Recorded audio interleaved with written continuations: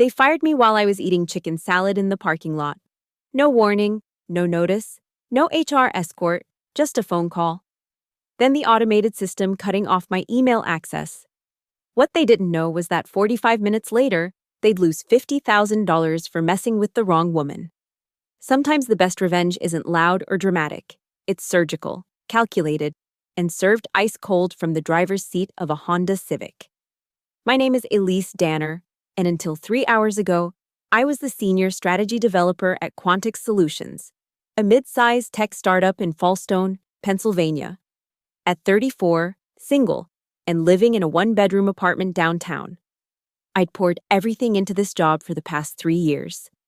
60-hour weeks were my normal. Weekend strategy sessions were my social life. I'd built frameworks that landed us contracts worth millions. Yet somehow my name never made it to the final presentations. I should have seen it coming when Brad Kessler joined as VP of Strategic Operations 6 months ago. Fresh from tanking his previous company's diversity metrics, he arrived with a reputation that preceded him. Though HR conveniently forgot to mention that during the town hall introduction, within weeks, the pattern emerged. My emails went unanswered for days. Projects I'd shepherded from conception suddenly had new leads assigned. Meeting invites arrived 10 minutes after meetings ended. Always with the same apologetic, "Oh, we thought you were CC'd." The irony is that I documented everything, every declined suggestion, every forgotten invitation, every project where my 40-page strategy deck mysteriously transformed into Brad's 5-slide PowerPoint. I kept telling myself it was just corporate politics, that merit would eventually win. That delusion shattered this morning when I submitted the Atlas North proposal, a comprehensive market entry strategy I'd spent 4 months perfecting. 200 pages of analysis, competitive intelligence, and implementation roadmaps that could secure our biggest client yet. Brad's response came at 11:47 a.m. "Thanks for the input, Elise. I'll take it from here." Input. 4 months of 16-hour days reduced to input. I was still processing that insult when I decided to take an early lunch, needing space to think. The parking lot was empty. Autumn rain drumming against my windshield as I picked at an overpriced salad from the cafe downstairs. That's when my phone rang. Not my desk phone, my personal cell. HR never calls your personal cell unless... "Elise, this is Sandra from Human Resources. I'm calling to inform you that Quantix Solutions has decided to terminate your employment, effective immediately. Your access to company systems has been revoked. Please return your badge and laptop to security by end of business today." The lettuce fell from my fork. "I'm sorry, what? Can you... Why?" "The decision has been made. You'll receive your final paycheck and information about Cobra benefits via mail. Sandra, I just submitted the Atlas North proposal. We're supposed to present next week. I built that entire..." The line went dead. I sat there, rain blurring the office building where I'd sacrificed birthdays, holidays, and 3 relationships. My laptop screen flickered, email already gone. Slack showing, deactivated user. Our CRM system logged out permanently. They'd executed a digital execution while I was eating lunch in my car like some kind of corporate pariah. But here's what Brad didn't know. I'm not the kind of woman who goes quietly. I'm the kind who keeps receipts, backs up everything, and always maintains personal copies of my intellectual property. Because in corporate America, the only person protecting your interests is you. My personal laptop sat in the passenger seat, still logged into my cloud storage, still containing every draft, every timestamp, every piece of metadata that proved the Atlas North proposal was mine.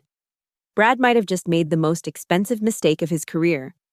I set down the salad, wiped my hands carefully, and opened my laptop. 45 minutes. That's all I needed to show them exactly who they'd just fired. The rain intensified, hammering against my Honda Civic's roof like an accusation. I stared at my phone. Sandra's words echoing in the sudden silence. Terminated. Effective immediately. No explanation, no warning, no dignity. Just a surgical removal from the company I'd helped build. My hands weren't shaking. That surprised me. Instead, a strange numbness spread from my chest outward, like ice water in my veins. This wasn't happening. Except it was. The evidence glowed on my laptop screen. Access denied messages multiplying across every platform I'd used to pour my soul into Quantix solutions. I refreshed my email again. Nothing. Slack? This account has been deactivated. Even my keycard, I realized with a hollow laugh, would already be dead plastic. They'd executed this with military precision, waiting until I'd submitted the Atlas North proposal before pulling the trigger. The timing wasn't coincidental. 10 minutes. That's all it had taken. 10 minutes after sending Brad my months of work, they'd decided I was expendable. No, not decided, planned. This had been orchestrated, scheduled, probably sitting in Sandra's calendar for days. 11:50 a.m. Terminate E. Danner. The salad container mocked me from the dashboard, its cheerful green contents now nauseating. I shoved it aside, barely registering the ranch dressing splattering across my morning's printed emails. Those emails, Brad's dismissive responses, his subtle undermining, his blatant credit stealing, all worthless now. HR wouldn't care. They never did. But rage has a way of burning through numbness. It started in my fingertips, a tingling heat that spread up my arms as I pulled my personal laptop closer. The screen's blue glow reflected off my glasses, off the rain-slicked windows, off the building where Brad was probably already reformatting my proposal. My proposal, my strategy, my intellectual property with my name scrubbed clean. I opened my cloud storage, fingers flying across the keyboard with muscle memory born from countless late nights. There it was, every version of the Atlas North proposal. From the initial brainstorming documents to the final draft I'd submitted 90 minutes ago. Timestamps, change logs, digital fingerprints Brad couldn't erase. My phone buzzed. A text from Lisa in accounting.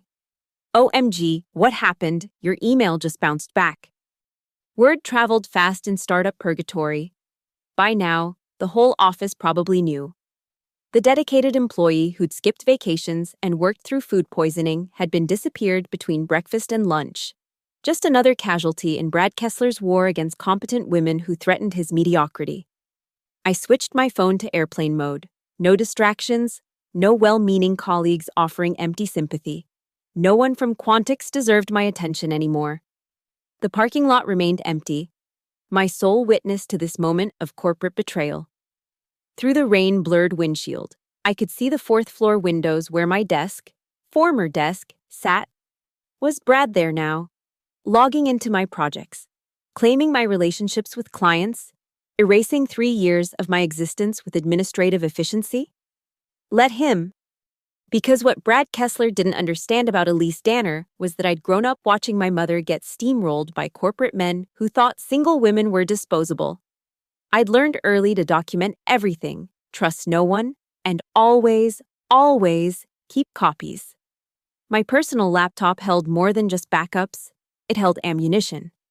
Email threads where Brad explicitly acknowledged my authorship. Meeting recordings where I'd presented strategies he'd later claim. And most damning of all, the metadata embedded in every document that would prove, in any court or client meeting, exactly who created what and when. The numbness was gone now, replaced by something colder and infinitely more focused. They'd fired me in a parking lot, in the rain, with no more consideration than deleting a spreadsheet row. They'd stolen my work and discarded me like office trash. But I still had 45 minutes before the news cycle moved on. Before Brad finished his victory lap. Before Quantix Solutions realized they'd just armed their biggest threat with nothing left to lose. I cracked my knuckles, pulled up my contact list, and began planning their $50,000 lesson in why you never, ever underestimate the woman you just fired. I closed my eyes and took 3 deep breaths. Revenge served hot was for amateurs. I needed precision, not passion.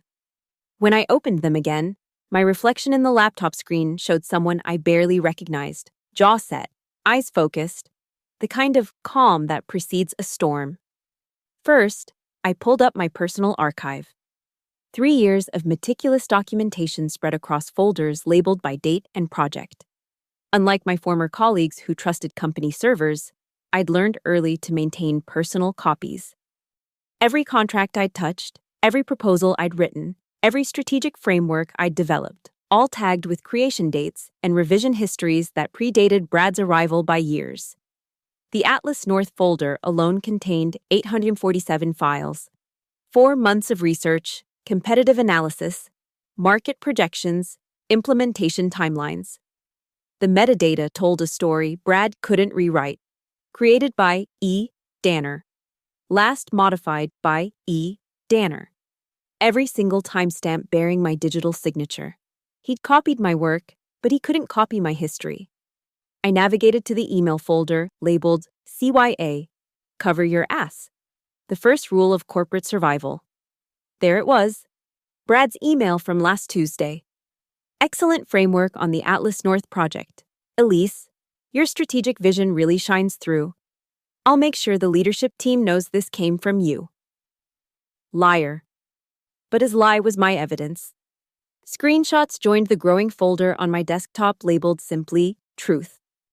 My phone buzzed against the dashboard. 4 missed calls from the office. I ignored them, pulling up the raw presentation files instead. Quantix had made one crucial mistake. They'd revoked my access to company systems, but forgotten about the shared drives I'd accessed from my personal devices. The system wouldn't sync anymore, but the cached files remained, including Brad's revised version of my proposal. I opened both documents side by side, my original, comprehensive, detailed, every assumption backed by data. Brad's version, my work with a new title page, his name replacing mine, my innovative strategies repackaged in his pedestrian PowerPoint template, but he'd been sloppy. The document properties still showed the original author. He'd changed the visible name, but forgotten the metadata, a $50,000 oversight. Rain drummed harder as I organized my evidence. This wasn't about emotion anymore. This was about justice served with surgical precision. I created 4 folders: original work, my proposals with intact timestamps, evidence of theft, Brad's versions with my metadata, written acknowledgments, his emails admitting my authorship, client communications, direct messages proving my relationship with Atlas North. The CEO of Atlas North, Jennifer Martinez, had personally requested me for this project. We'd exchanged dozens of emails building trust, discussing their vision, crafting a strategy that would revolutionize their market entry. Brad had never spoken to her. He didn't understand the nuances we'd developed over months of conversation. I pulled up Jennifer's last email. Elise, I'm excited to see your final proposal. The board has high expectations based on your preliminary work. Don't let us down. Brad was about to discover that stealing someone's work meant more than copying text. It meant trying to replicate relationships, insights, and trust built over months. He could take my files, but he couldn't take my understanding. My laptop battery showed 73%, more than enough for what came next. I opened a new document and began typing. Documentation of intellectual property theft and corporate misconduct at Quantix Solutions. Each word felt like loading ammunition, each screenshot like chambering a round. This wasn't about destroying Quantix, it was about protecting what was mine and ensuring Brad faced consequences for his theft. I checked the time. 12:24 p.m. 36 minutes since Sandra's call. Brad was probably in his office, reviewing my proposal, preparing to present my ideas as his innovation. The leadership team would gather on Monday, impressed by Brad's strategic vision, never knowing they were applauding a thief. Unless I acted now. I created a new email account. My Quantix email was dead, but Elise Danner wasn't. My fingers hovered over the keyboard as I compiled my hit list. Jennifer Martinez at Atlas North. Quantix's legal department. The tech journalist who'd exposed similar scandals, and Marcus Chen at Quantum Dynamics, Quantix's biggest competitor and my former mentor who'd tried to poach me 6 months ago. 4 emails, 4 precise strikes. 45 minutes to show Brad Kessler and Quantix Solutions why firing me during lunch was the most expensive mistake they'd ever make. The rain had become a thunderstorm, but I barely noticed. I was already composing the first email, attaching evidence, building an irrefutable case. They'd thought I'd slink away quietly. Another casualty of corporate politics. They thought wrong. Email 1:12:31 p.m. to Jennifer Martinez, CEO, Atlas North Industries. Subject: Urgent. Concerning your strategic proposal, authorship clarification. My fingers moved with surgical precision across the keyboard. No emotion, just facts. Dear Jennifer, I'm writing to inform you of a critical situation regarding the strategic proposal you're expecting from Quantix Solutions. As the actual author of the Atlas North Market Entry Strategy, I feel obligated to share important information about intellectual property concerns. Attached, you'll find the original proposal with complete metadata showing creation dates and authorship. You'll also find the revised version submitted by Brad Kessler this morning, which is my work with only the title page changed. The document properties confirm what our 4 months of correspondence already established. This strategy is my intellectual creation. I was terminated from Quantix 45 minutes ago, shortly after submitting this proposal. The timing suggests an attempt to claim credit for my work. Given our professional relationship and your board's expectations based on my preliminary presentations, I felt you deserved transparency. Best regards, Elise Danner. Attachments, 14 files, including email threads where Jennifer specifically requested my involvement. Send. Email. 2:12:37 p.m. to Legal Department. Quantix Solutions. Subject: Formal notice of intellectual property violation to whom it may concern.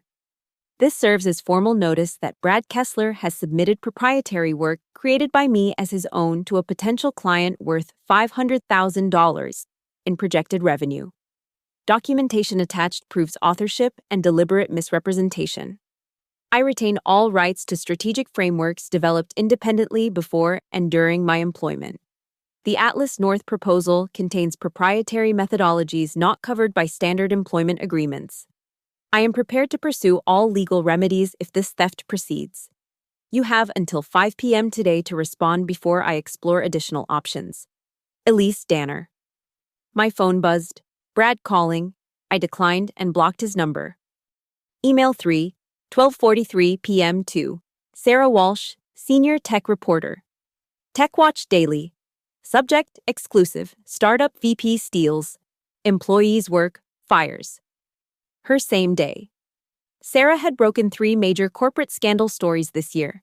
She lived for this stuff. Sarah, I have documented evidence of a VP at a funded startup stealing an employee's strategic proposal and firing her within minutes of receiving it. The proposal in question is worth $500,000 to the company. I can provide email evidence of acknowledged authorship metadata, proving document creation, theft, recorded meetings discussing the strategy's pattern of discrimination against female employees. This is happening right now. The client meeting is Monday. If you're interested in an exclusive with full documentation, I'm available today. Elise Danner, former Senior Strategy Developer, Quantix Solutions.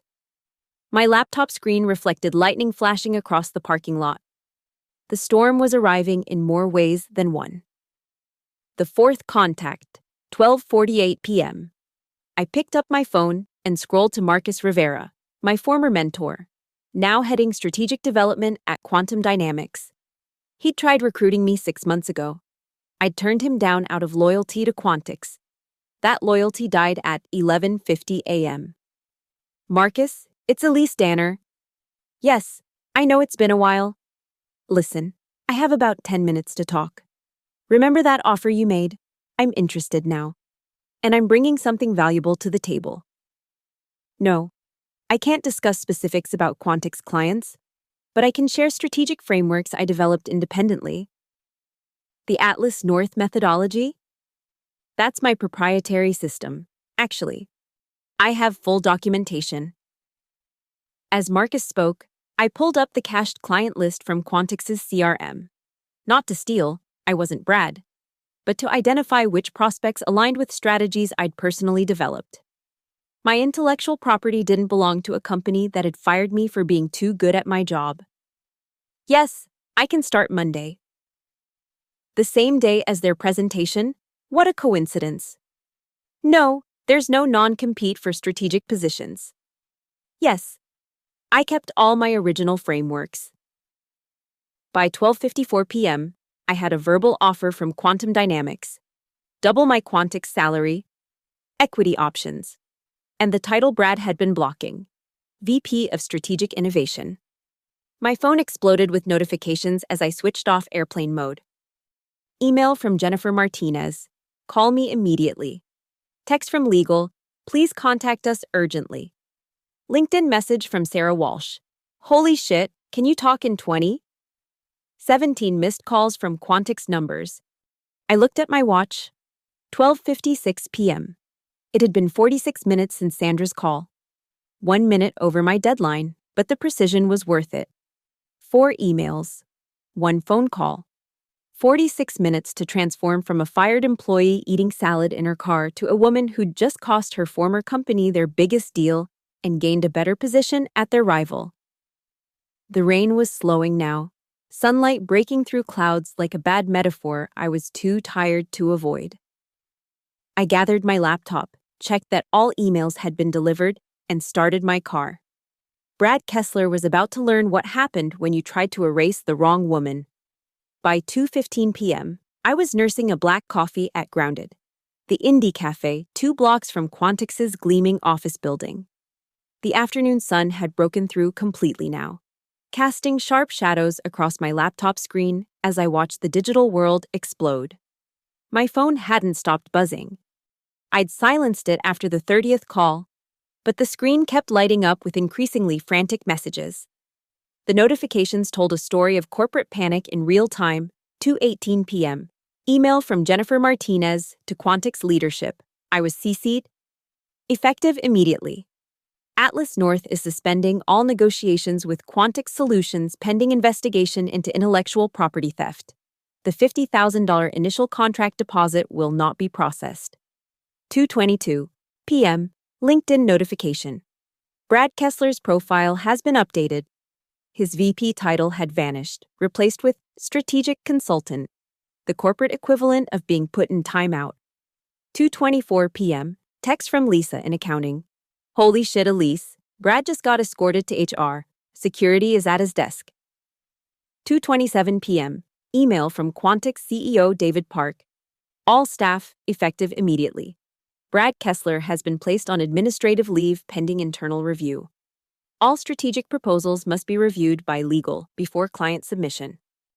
Too little, too late. David. Sarah Walsh's article went live at 2:30 p.m. sharp. The headline was pure poetry. Breaking. Tech startup VP attempts to steal female employees' $500K proposal. Fires her to cover tracks. She'd worked fast, incorporating my documentation with statements from 3 anonymous Quantix employees who'd apparently been waiting for someone to finally expose Brad's pattern of behavior. The article included screenshots of his email acknowledging my authorship, side-by-side comparisons of the metadata, and a particularly damning quote from a former female employee who'd experienced similar treatment. My phone rang. Unknown number. I answered. Elise, this is David Park. The CEO himself, no HR buffer. I think there's been a terrible misunderstanding. No misunderstanding, David, just terrible judgment. You hired Brad knowing his history. You ignored complaints. You allowed him to systematically undermine female employees. And you let him fire me via phone call after I submitted work that would have saved your company. If you'd just come in, we could discuss. My attorney will be in touch about my final paycheck and the intellectual property theft. Goodbye, David. I hung up and blocked the number.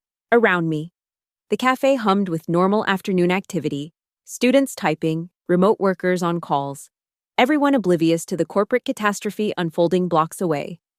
My laptop dinged. New email from Marcus at Quantum Dynamics, confirming my start date and copying their legal team. Elise's proprietary strategic frameworks are her intellectual property, developed independently. Quantum Dynamics is thrilled to have her join our team and bring her innovative methodologies to our clients. Translation. Try to sue her, Quantix, and we'll bury you. By 3 p.m., the story had jumped from TechWatch to larger outlets. Female strategist exposes startup's toxic culture hit the trending section on Twitter.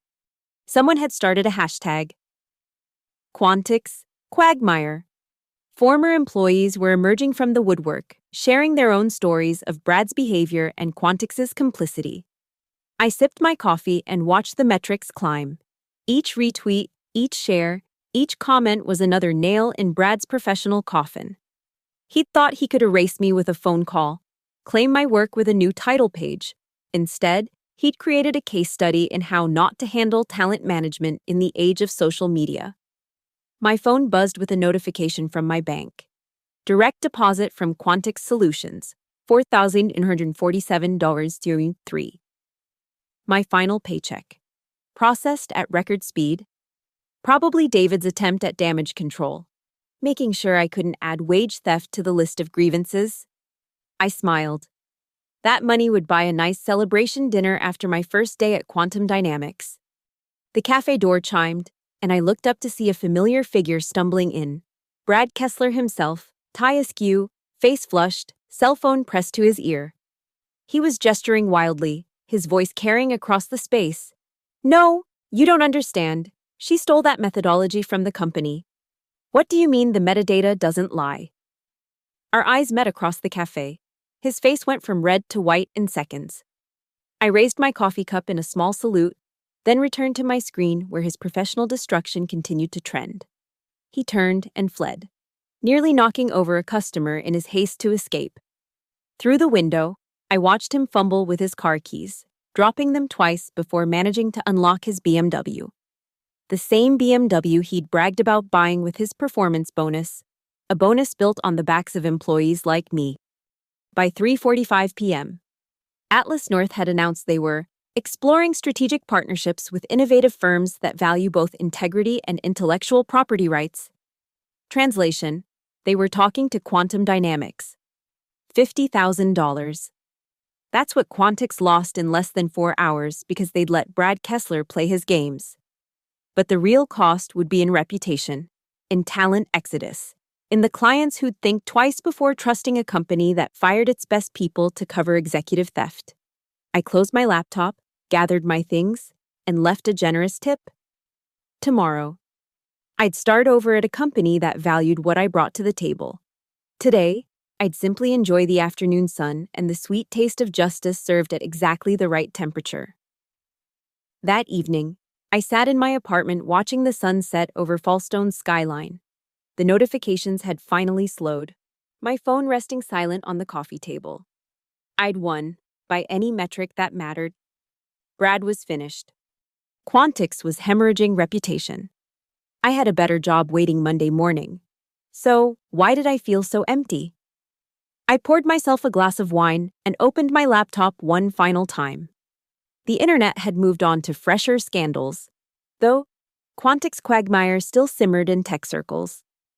Brad's LinkedIn profile had gone private. Several Quantix employees had updated their profiles to seeking opportunities. The dominoes were falling exactly as I'd predicted. But I hadn't done this for the collective fury of Twitter or the schadenfreude of watching Brad's career implode. I'd done it for something simpler. Respect. 3 years. 3 years of 60-hour weeks, of building frameworks that generated millions in revenue, of mentoring junior employees Brad would later claim credit for developing. 3 years reduced to a phone call in a parking lot. My contributions erased the moment they became inconvenient. The wine tasted bitter. Victory, I was learning, didn't necessarily taste sweet. My phone buzzed. A text from an unknown number. "Hi Elise, this is Amanda from Quantix. I was Brad's assistant. Thank you. He's been doing this for years. But you're the first one who fought back. Because of you, 5 of us filed complaints with HR today. They're launching a full investigation. You gave us courage." I stared at the message, something shifting in my chest. Then another text, from a different number. "You don't know me, but I was fired from Quantix last year.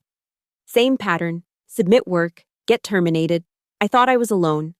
Your story made me realize I wasn't." Thank you for speaking up. And another, and another. Women I'd never met, from companies I'd never heard of, sharing their own Brad Kesslers.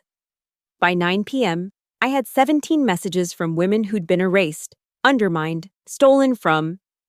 My story hadn't just exposed Brad, it had opened a floodgate. I thought about the mythology of corporate revenge, how it's always portrayed as a zero-sum game. You destroy them, or they destroy you.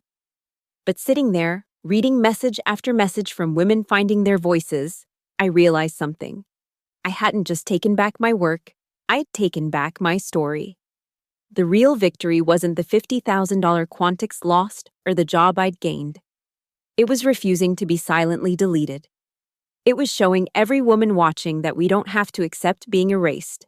That documentation and courage could triumph over corporate gaslighting. I pulled up a new document and began typing. An open letter to women in tech. Document everything, trust your worth, never go, quietly. This wasn't about Quantix anymore. It wasn't even about Brad.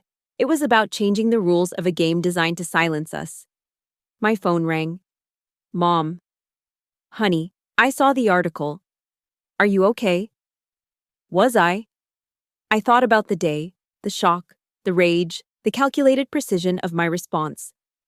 I thought about Monday, walking into quantum dynamics with my head high. I thought about the 17 women who'd found courage in my refusal to disappear. Yeah, Mom, I'm better than okay. I'm free. We talked for an hour about everything and nothing. She told me about watching her own career get sidelined by men who took credit for her ideas, how she'd been taught to be grateful for whatever recognition they allowed her, how proud she was that I'd refused to follow that path. After we hung up, I made one final decision. I wouldn't sue Quantix. I wouldn't demand settlements or apologies. The $50,000 they'd lost was tuition in a lesson they desperately needed to learn. Brad's career implosion was his own doing. The exodus of talent they were facing was simply chickens coming home to roost.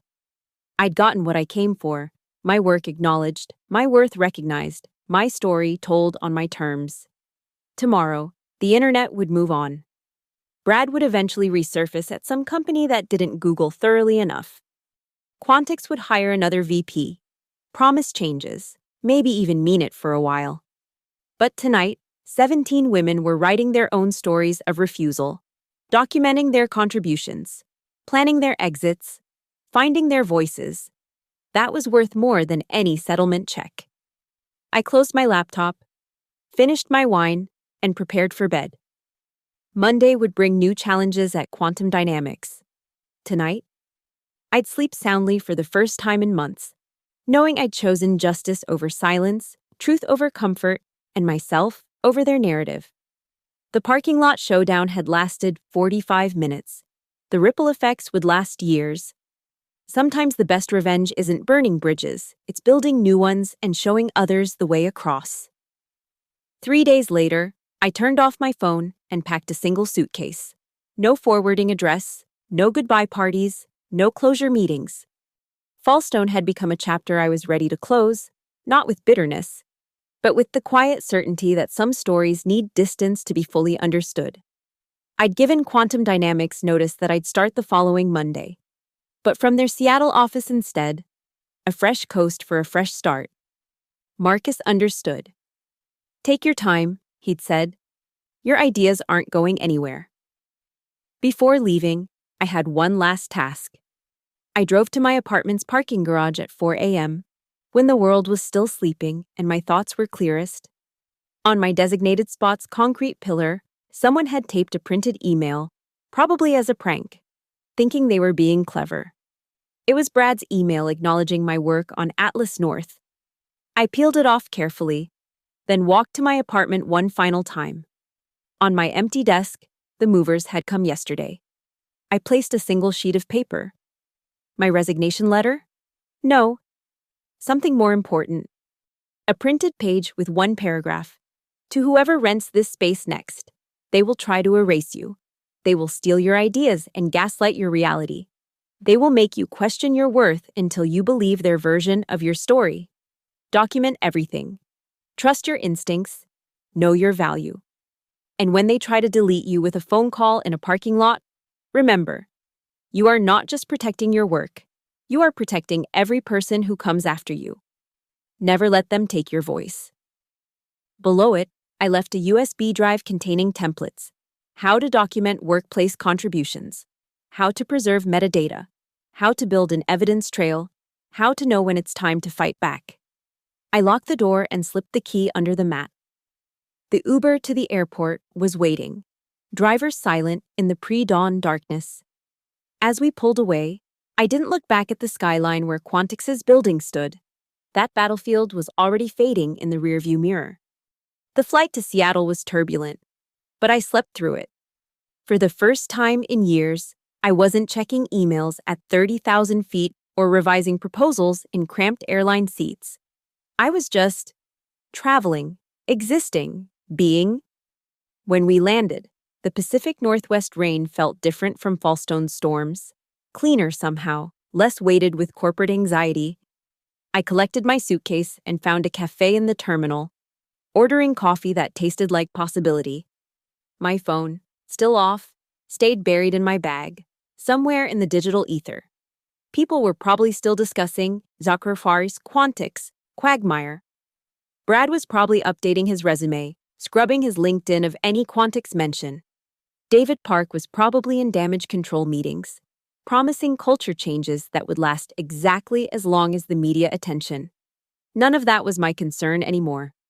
I thought about Elise Danner, who'd eaten salad in her car 5 days ago, devastated by a phone call that tried to erase 3 years of dedication. That woman felt like a stranger now, familiar but distant, like someone I'd known in another life. This Elise Danner was different, not harder, but clearer, not vengeful, but precise. I'd learned that justice doesn't always come from lawsuits or public shamings. Sometimes it comes from refusing to accept their narrative, from turning their weapons against them, from showing others that silence isn't mandatory. The barista called out a name. Americano for Ellis. Close enough? I collected the cup, found a seat by the rain-streaked windows, and pulled out a fresh notebook. Not for strategies or proposals or corporate warfare, just for thoughts, for possibilities, for whatever came next. On the first page, I wrote, Day 1. The woman they fired no longer exists. The woman writing this learned that 45 minutes can change everything. That $50,000 is a small price for a company to pay for a lesson in respect, and that the best revenge isn't destroying those who wronged you. It's building something they could never imagine. To Brad, wherever you are, thank you. Your cruelty gave me clarity. Your theft gave me freedom. Your phone call gave me wings. To the next person they try to erase, you are not alone. Your work matters. Your voice matters. And when they come for you with pink slips and parking lot phone calls, remember, you don't owe them silence. Fight back. Document everything. Then leave them behind and build something better. They can fire you, but they can't delete you. Not unless you let them. I closed the notebook, shouldered my bag, and headed for the exit. Seattle waited beyond the sliding doors. New city, new job, new chapter. The rain had stopped, and somewhere beyond the clouds, the sun was trying to break through. Time to see what Elise Danner 2.0 could build. Thank you for listening to my story. If you've made it this far, you understand that sometimes the most powerful revenge is simply refusing to be silenced. I'd love to know where you're listening from. Drop a comment below and let's connect. Have you ever faced a similar situation? How did you handle it? Don't forget to subscribe to hear more stories of corporate justice and real-world revenge, and share your thoughts below. Your story matters too.